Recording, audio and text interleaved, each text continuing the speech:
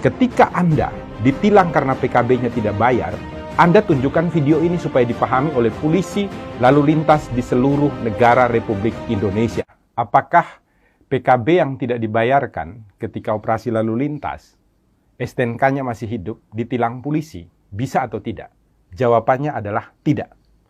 Kalau ada polisi lalu lintas yang melakukan penilangan, maka polisi lalu lintas itu bisa dilaporkan tindak pidana pasal 333 KUHP, merampas kemerdekaan seseorang, karena tidak ada dasar hukumnya.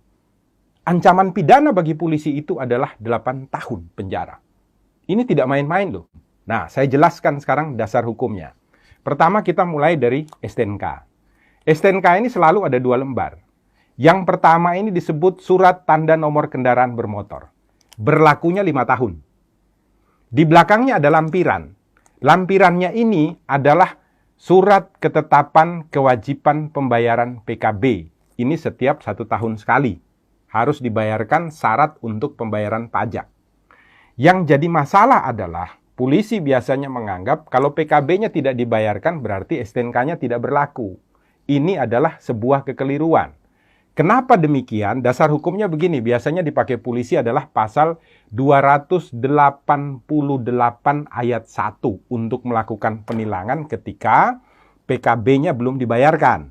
Nah, 288 ayat 1 itu menyatakan setiap orang yang tidak mampu untuk menunjukkan surat tanda nomor kendaraan bermotor atau surat tanda coba kendaraan bermotor yang ditetapkan di dalam pasal 106 ayat 5 huruf A.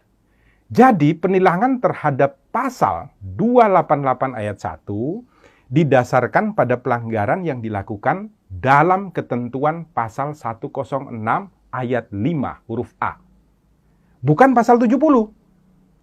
Di mana di sana dikatakan dengan tegas dan jelas kalau Anda tidak memiliki STNK, Anda tidak memiliki surat tanda coba kendaraan bermotor, maka ketika motor atau kendaraan yang Anda pakai jalan di jalanan raya ditangkap oleh polisi, bisa dilakukan penilangan dengan pasal 288 ayat 1. Nah, sekarang kebanyakan polisi lalu lintas mengatakan ada ketentuannya. Di mana? Di dalam pasal 70 ayat 2. Saya bacakan ya, pasal 70 supaya semuanya tidak bingung.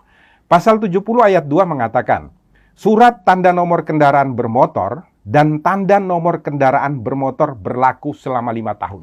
Garis bawahi dulu, berlaku selama 5 tahun. Koma, yang harus dimintakan pengesahannya setiap tahun.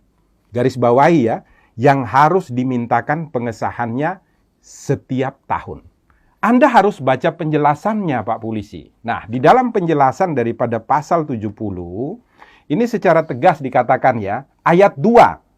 Yang dimaksud dengan pengesahan setiap tahun adalah sebagai pengawasan tahunan terhadap registrasi dan identifikasi kendaraan bermotor, serta menumbuhkan kepatuhan wajib pajak kendaraan bermotor. Jadi maksudnya itu bukan kemudian STNK-nya tidak berlaku. Bukan. Maksudnya itu adalah untuk dilakukan registrasi dan identifikasi ulang terhadap kendaraan bermotor dan untuk membuat agar semua orang yang memiliki kendaraan bermotor itu wajib atau taat di dalam melakukan pembayaran pajak.